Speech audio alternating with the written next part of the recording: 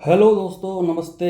मैं आपका मित्र प्रवीण शर्मा और आप देख रहे हैं प्रवीण शर्मा एडवाइस चैनल।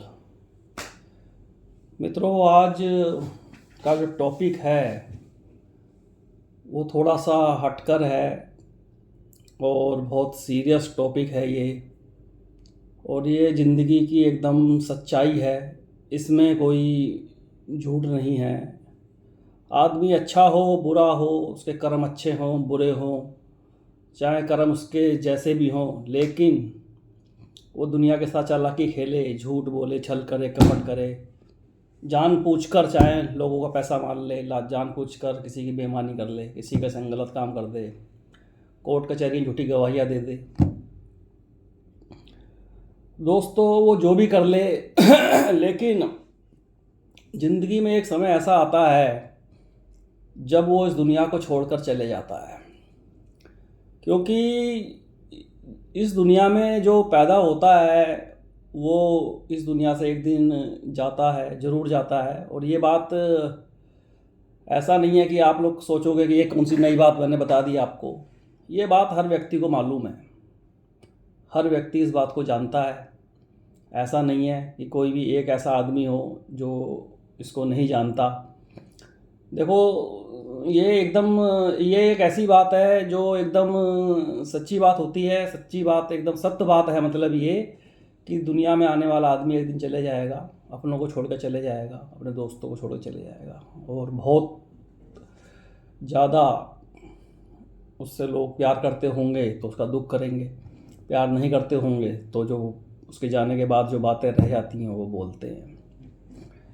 अब सवाल ये उठता है, अगर आदमी की ज़िंदगी ख़त्म नहीं होती, वो हमेशा ही ज़िंदा रहता, तो वो क्या क्या करता अपने लिए, कितनी ज़मीन जायदाद घेरता, कितना कुछ करता। तो शायद इसलिए भगवान ने तालमेल बैठाला है कि जो इस दुनिया में आएगा उसको एक दिन जाना है और जाना ज़रूरी है। परंतु मित्रों, इस बातों को क्या है, इन बातों को सबको मालूम होने के साथ साथ भी आदमी इन चीज़ों को भूले रहता है। और जब कभी हम लोग शमशान जाते हैं किसी के अंतिम संस्कार में, तो वहाँ पर जाकर कुछ समय के लिए हमारा दिमाग जो है वो बदल जाता है। हम टीका टिप्पणी, लोगों के प्रति गलत भाव या किसी का मजाक उड़ाना या कुछ करना। तो सबसे पहले तो दोस्तों मैं ये कहना चाहूँगा आप लोगों से, इस दुनिया में जिसको भी भगवान ने पैदा करा है, वो अंधा है, लंबा है, लूला है, लंगड़ा है, वो काला है, गोरा है, वो किस जाति का है, किस धर्म का है, तो ये सब चीज़ें अपने हाथ में किसी भी इंसान के नहीं होती हैं। तो कभी भी किसी की मजाक ना उड़ाएं कि अगर आप बहुत सुंदर हैं, बहुत स्मार्ट हैं, बहुत अच्छी हाइट है आपकी, बहुत बढ़िया है, तो आदमी का जो शरीर है वो हर सब एक का अलग अलग है, किसी का एक सा नहीं होता है। अगर सब एक से हो जाएंगे तो पहचान में नहीं आएंगे। और सब कुछ जो भी है भगवान बनाकर सबको भेजता है। आदमी के, अगर व्यक्ति के अपने हाथ में हो तो हर व्यक्ति सुंदर बन जाए और अपने मन मर्जी की अपनी हाइट कर ले और अपनी मन मर्जी से अपना कलर कर ले और अपनी मन मर्जी के अनुसार जाति धर्म में पैदा हो जाए। वो अलग मैटर है कि जन्म किसी भी धर्म में ले ले आदमी। हमारे यहाँ एक प्रावधान है वर्ल्ड के अंदर कि कोई किसी भी धर्म को अपना सकता है, वो एक अलग बात है, उस पर हम बात नहीं कर रहे हैं अभी। बात यह है कि ये सब चीज़ें आदमी के अपने हाथ में नहीं है। जब इंसान के अपने हाथ में नहीं है तो भगवान ने उसको बना के भेजा है, तो वो जैसा भी है इंसान भगवान का भेजा हुआ है। तो मैंने अक्सर देखा है लोगों को, अगर कोई थोड़ा सा छोटा है हाइट में, या कोई थोड़ा सा मोटा है, या उस किसी की आंखें ख़राब है, चश्मा लगा है, या फिर कोई लंगड़ा है, या किसी के बाल नहीं है, बहुत सी बातें होती हैं, शरीर के अंदर हज़ारों कमियां हैं, तो उसकी लोग मजाक बनाते हैं, जो कि बिल्कुल अच्छी बात नहीं है। ये एक अच्छे व्यक्ति के सौंदर्य को नहीं दर्शाता। ये ऐसे काम गंदे लोग करते हैं, गंदे परिवार के लोग करते हैं, जिनके ख़ानदान में अच्छे संस्कार नहीं होते हैं। तो कभी किसी व्यक्ति को ऐसा ना बोलें, और कि ऐसी कोई बात जो उसकी प्रतिष्ठा को या उसकी इज्जत को, मान सम्मान को ठेस पहुंचाए। अगर आप सुंदर हैं, अच्छे हैं, बढ़िया हैं, तो सब ये कृपा भगवान की माने कि आप पे भगवान की कृपा और उससे ज़्यादा है। उसको घमंड में ना लें और उसको एक उसमें लें। क्योंकि कोई सुंदर पैदा हुआ है, चाहे बदसूरत पैदा हुआ है, जैसा भी हुआ है एक ना एक दिन उस शरीर को नष्ट हो जाना है। ये शरीर किसी का परमानेंट नहीं है। और जब बुढ़ापा आदमी के ऊपर आता है तो उसकी सब सुंदरता ख़त्म हो जाती है, चेहरे पर हजार झुर्रियाँ होती हैं और उसके दांत वात सब खत्म हो जाते हैं, उसे ढंग से बोला भी नहीं जाता है। तो ये सब बुढ़ापे में होता है। तो दोस्तों मेरा टॉपिक एक ये भी है, साथ में इसके मैं ऐड कर रहा हूँ उसको, नंबर 2 टॉपिक है मेरा इसी एक ही वीडियो में। जो हमारे डॉक्टर्स लोग होते हैं, MBBS हैं, MD हैं, सर्जन हैं, बहुत प्रकार के डॉक्टर हमारे देश में हैं और काफ़ी अच्छा काम कर रहे हैं। वो हमारे देश में सबसे अच्छे डॉक्टर मिलते हैं, लेकिन हमारे देश के बहुत सारे डॉक्टर विदेशों में चले गए हैं। तो मेरा उनसे ये अनुरोध है कि आपने अपने भारत में जन्म लिया है, आपके परिवार के लोग भारतीय हैं, तो आप भारत में ही रह के सेवा करें, विदेश जाने की ना सोचें। क्योंकि कोई ऐसा नहीं है कि आपने डॉक्टरी डिग्री ले ली है तो यहाँ पर भी अगर आप भारत में भी अपना शॉप चलाओगे, अपनी कोई हॉस्पिटल चलाओगे तो आपको उसमें कोई कमाई नहीं होगी, कमाई होगी। ऐसा नहीं है कि विदेश जाने से ही आपकी ख्याति ऊपर उठेगी। डॉक्टर को हमारे यहाँ दूसरा रूप भगवान का मानते हैं, हॉस्पिटल्स को दूसरा रूप भगवान का मानते हैं। मेरा ये मानना है कि हॉस्पिटल के अंदर भी एक ऐसा फंड होना चाहिए जो हॉस्पिटल्स के मालिकों के द्वारा, या एक ऐसा फंड या एक इस तरीके का अकाउंट होना चाहिए जिसमें लोग, जो बड़े लोग हैं वो कुछ उसमें डोनर करें, कुछ उसमें पैसा डाल के रखें। कुछ 5% या 10%, अगर कोई हॉस्पिटल प्रॉफिट पे चलता है तो वो 5-10% पैसा अपने हॉस्पिटल का उस अकाउंट में डाले और कुछ सरकार से भी गुजारिश करे कि इसमें कुछ फंड आप भी जमा कराएं। और एक आम आदमी, हम जैसे लोग भी 1000, 500, 2000 अपने क्षेत्र के जिस भी अस्पताल में इस तरह की व्यवस्था हो वहाँ जमा कराएं, ताकि जो गरीब लोग हैं जिनको कैंसर की बीमारी हो गई है या किडनी उनकी ख़राब हो गई है या लीवर में प्रॉब्लम है, तो वो ये बहुत मोटे खर्चे की दवाइयाँ इनकी चलती हैं या ये बहुत मोटे खर्चे के ऑपरेशन वगैरह होते हैं। एक गरीब आदमी इन ऑपरेशंस को, इन दवाइयों को हायर नहीं कर सकता, तो उसकी इन सब चीज़ों के चलते हुए मृत्यु हो जाती है। तो मेरा कहने का मतलब यह है कि अगर कोई बड़ा अस्पताल है, अब उसमें किसी को अचानक हार्ट अटैक आ गया या ब्रेन हेमरेज आ गया या उसकी किडनी ही डैमेज हो गई या किडनी उसकी काम नहीं कर रही है, वो एक्सीडेंट उसका हो जाता है और वह व्यक्ति वास्तव में ही मजबूर है, हमें लग रहा है कि वास्तव में ही मजबूर है, उसकी स्थिति की जानकारी लेते हुए तो कुछ ऐसा फंड हो कि चलो भाई ठीक है, 2-3 लाख उसके पास हैं, 2-4-5 लाख रुपए उसको उस फंड से हेल्प मिल जाए और उसकी जान को बचाया जा सके। वो बचे या ना बचे उसकी किस्मत के ऊपर है, लेकिन उसके परिवार वालों को जब ये एहसास होता है ना कि अगर हमारे पास इतना पैसा होता तो हम शायद इसको बचा लेते। हालांकि मृत्यु होना और जन्म होना किसी के हाथ में नहीं है, ये तो कुदरत के हाथ में है। हो सकता है कुछ घरों में लोगों की शादियां ना हो सकता है कुछ घरों में लोगों के साथ उनकी समस्याएं हल ना हो। इन सब बातों में दो बातें हो सकती हैं, हो सकता है और नहीं हो सकता है। लेकिन ये मृत्यु ऐसी चीज़ है, जिस घर में इंसान रहते हैं उस घर में मृत्यु आज नहीं तो कल कभी ना कभी होनी ही है। क्योंकि राजेश खन्ना जी ने एक बात कही थी कि ज़िंदगी लंबी हो या ना हो, छोटी हो लेकिन अच्छी होनी चाहिए। तो कहने का मतलब यह है जितना भी समय हम जिंदा रहें, जितनी भी उम्र हमारी भगवान ने दी है, तो उस उम्र का अगर हमको सदुपयोग कर सकते हैं किसी के भलाई में तो हमें करना चाहिए, ठीक है। क्योंकि ये इंसान का जो जन्म हमको भगवान देते हैं या दिया है, तो एक इंसान ही ऐसा जीव है जो दिमाग रखता है। क्योंकि आपका शरीर कितना भी लंबा चौड़ा है, कितने भी आप तगड़े हो, कितने भी आपके पास प्रॉपर्टी है, आपके पीछे बैकग्राउंड में आपके परिवार वाले छोड़ गए हैं, आपके बुजुर्ग छोड़ गए हैं, परंतु अगर आपके पास दिमाग नहीं है तो वो सब चीज़ें किसी काम की नहीं है। मैंने बहुत से परिवार घर ऐसे देखे हैं जो बहुत पैसे वाले हैं मगर उनका मान सम्मान ज़्यादा नहीं है। तो ऐसे पैसों का कोई फ़ायदा नहीं होता है कि जहाँ आप पे पैसा तो है लेकिन समाज में आपकी इज्जत नहीं है या समाज में आपको कोई अच्छी निगाह से देखता नहीं है। तो ऐसे लोगों के पास पैसा होने के बाद भी वो समझो जीरो होते हैं, उस पैसे का कोई फ़ायदा नहीं है। पैसे का फ़ायदा तभी होता है आदमी को जब उस पैसे से किसी और को भी भला करे वो, कि चलो ठीक है हमें भगवान ने बहुत कुछ दिया है तो हम कोई नहीं गरीबों को लंगर करा दें किसी उसमें, या हम गरीबों को आज कंबल बंटवा दें ठंडों के दिनों में या कुछ भी कराएं, तो उसमें से 2-4-5% पैसा वो कुछ खर्च कर दे तो उनके लिए बहुत अच्छी बात है। परंतु ऐसा होता नहीं है, उनके पास पैसा आ जाता है, पैसा होने का वो घमंड दिखाते हैं दूसरे व्यक्ति को। भाई दूसरा व्यक्ति जो एक आम आदमी है वो तुम्हारे पैसे का घमंड क्यों देखेगा? उस तुम्हारे पैसे से उसको तो फ़ायदा नहीं हो रहा है ना, तुम्हारे पैसे से तुम्हें फ़ायदा हो रहा है? तो दूसरे व्यक्ति को क्या मतलब तुम्हारे पैसे का? है तो है, नहीं है तो नहीं है। तो अब सर वापस आते हैं अपने उसी टॉपिक पे जहाँ पर बात चल रही थी हॉस्पिटल में।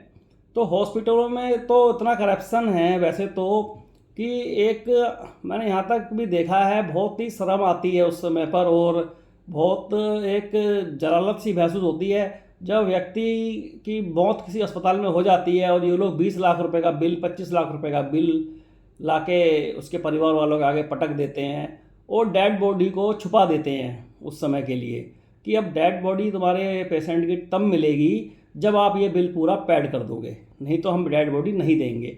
अब सोचने की बात यह है भाई, होता है कई बार आदमी इंतजाम करता होता है, इंतजाम करते करते अचानक उसका परिवार का बंदा चले जाता है, उसके दिल पर, उसकी फैमिली के दिल पर जो गुजरती है उस समय, उसका एहसास सिर्फ उसके फैमिली वाले, परिवार वाले ही कर सकते हैं, उसके बच्चे कर सकते हैं।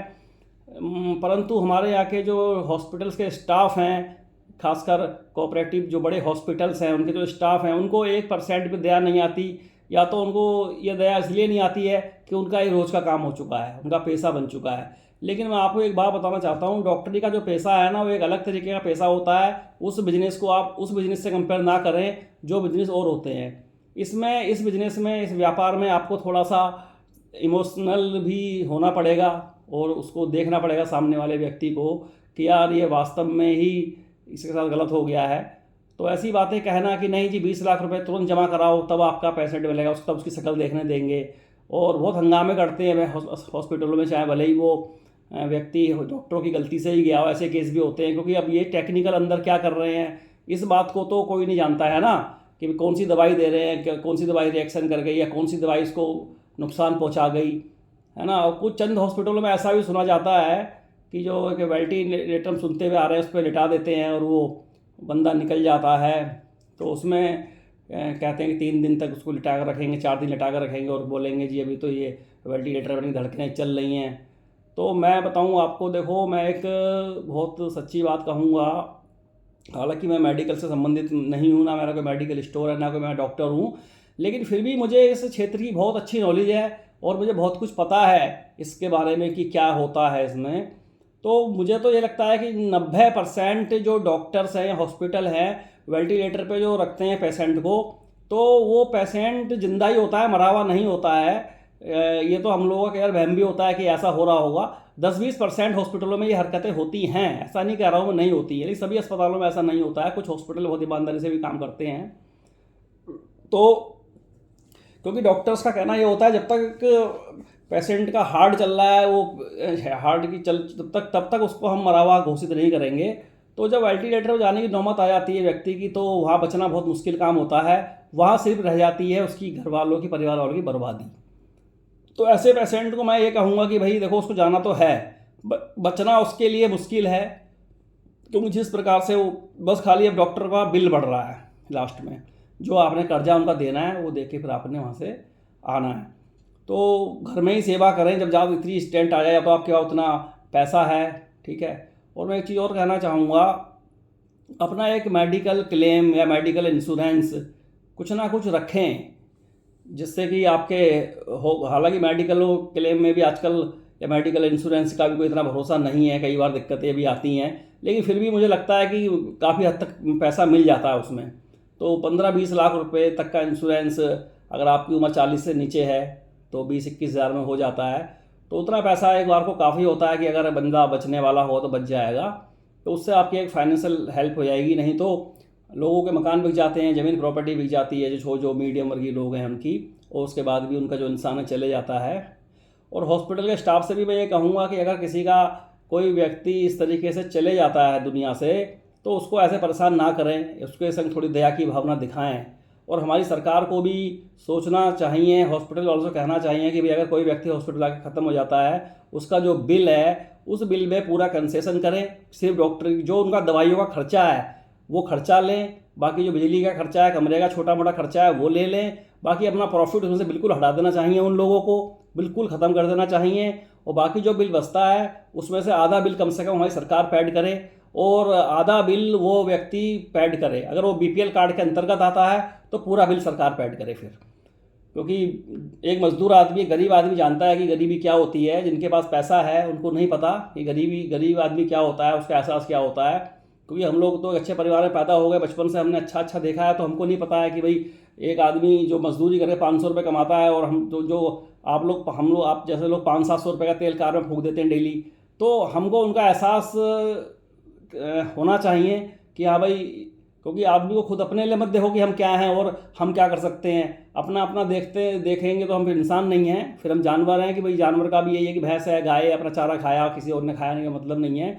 हम एक सामाजिक प्राणी हैं, तो समाज के हित में हमें कुछ करना चाहिए। अगर इस तरीके का कोई खाता सरकार हॉस्पिटल्स में खोलती है, हर शहर के अंदर एक बड़े हॉस्पिटल में सब चीज़ करनी चाहिए। और जो मेजर बीमारियां हैं, लीवर डिजीज़ की है, जैसे कि किडनी फेलियर की है, या फिर हार्ट अटैक की है, ब्रेन हेमरेज की है, उसके अलावा कैंसर की हैं, या फिर और भी अदर बीमारियां बहुत सारी होती होंगी, बड़ी बड़ी बीमारियां जो होती हैं शरीर में, वो सब डॉक्टरों को पता होती हैं। तो उन बीमारियों के लिए सरकार को कम से कम फंड देना चाहिए, और उसके लिए एक फंड बना होना चाहिए। जैसे कि राजस्थान में मैंने सुना था कि 25 लाख रुपए तक एक व्यक्ति का इलाज सरकार की तरफ से होता था कांग्रेसी गवर्नमेंट में। अब पता नहीं बीजेपी की में वो सुविधा है या नहीं है, उसकी मुझे भी जानकारी नहीं है। लेकिन ये बहुत अच्छी स्कीम लगा रखी थी उन लोगों ने। हालांकि मैं किसी पार्टी की तारीफ बुराई नहीं कर रहा हूँ, तो स्कीम की तारीफ कर रहा हूँ जो स्कीम वहाँ लगी हुई थी। मोदी जी ने जो आयुष्मान कार्ड बनाया, उस आयुष्मान कार्ड से जो लोगों को है लाभ नहीं मिल पा रहा है, तो मतलब इमीडिएटली हमको लाभ चाहिए। तो जो भी हॉस्पिटल अपने घर के नज़दीक है आदमी के, अगर उसको कोई ज़्यादा बड़ी गंभीर बीमारी तो आप उसमें तुरंत उसको ले जाकर एडमिट करवाएं और उसका इलाज शुरू कराएं। उसके बाद भले ही बाद में कहीं ले जाएं। और हार्ट अटैक ऐसी बीमारी में तो बिल्कुल नज़दीक अस्पताल में लेकर जाएं, क्योंकि उसमें बहुत समय कम होता है। अगर आप ज़्यादा लंबा ले आने चक्कर में पड़ेंगे तो इंसान रास्ते में निपट जाएगा। तो दोस्तों, ये बहुत दुख की बात होती है जब किसी के परिवार का कोई व्यक्ति जाता है। उस दुख को वो व्यक्ति ही समझ सकता है जिसके संग वो घटना घटी है। हॉस्पिटल वालों के लिए तो वो सिर्फ एक डेड बॉडी है और उससे ऊपर कुछ नहीं है। अगर उसे मेडिकल कॉलेज में भेज दिया जाएगा तो बच्चों के लिए एक सीखने के लिए बॉडी है कि इस पर सिखलाई करेंगे हम, ठीक है। लेकिन उसके परिवार वालों के लिए, उसके बच्चों के लिए वो पूरी ज़िंदगी थी उस व्यक्ति का जाना। कभी कभी इतनी यंग एज में लोग चले जाते हैं, पीछे छोड़ जाते हैं पूरा परिवार। और उसमें बहुत बार ऐसा देखा गया है कि सिर्फ और सिर्फ आदमी फंड की प्रॉब्लम के चक्कर में अच्छा इलाज नहीं करा पाता है अपना, और अपनी ज़िंदगी चले जाता है। तो इस बात पर हमारी सरकार विशेष ध्यान दे, खासकर लीवर जैसे हार्ट के केसों में, किडनी डैमेज के केसों में, सिरोसिस वगैरह लीवर में जब हो जाता है, पानी भरने लगता है, तो वो लास्ट स्टेज पर पहुंच जाता है। तो उस स्टेज पर ज़रूर ध्यान दे सरकार कि भाई इसमें क्या है, क्या हो सकता है। तो पैसों के चक्कर में किसी व्यक्ति की मौत ना हो, बाकी तो उसका नसीब है, वो रहेगा या नहीं रहेगा। लेकिन उसके परिवार वालों को ये ना लगे कि अगर हमारे पास पैसा होता तो हम शायद इसको और बड़े अस्पताल में दिखा के बचा सकते थे। बस इतना ही मेरा सरकार से कहना है, और हॉस्पिटल वालों से भी कहना है कि आप लोग भी थोड़ा सा धैर्य रखा करें। और किसी की मृत्यु अगर आपके अस्पताल में हो जाती है तो उस व्यक्ति को ज़्यादा परेशान ना करें, क्योंकि वो ऑलरेडी पहले से ही बहुत परेशान होता है। व्यापार करें, व्यापार करने को मना नहीं है, लेकिन कहीं कहीं धर्म के काम भी करने पड़ते हैं, और कुछ उसको डिस्काउंट दें। और अपना खर्चा पानी जो आपका दवाइयों का है वो भले ही ले लें, लेकिन अपना प्रॉफिट तुरंत उसमें से हटा दें, और बाकी हमारी सरकार भी उसमें कुछ मदद करे। बहुत बहुत धन्यवाद। अगर यह वीडियो आपको अच्छी लगी हो और सच्चाई लगी हो इस वीडियो में, तो इस वीडियो को ज़रूर शेयर करें और सब्सक्राइब करें। नमस्कार।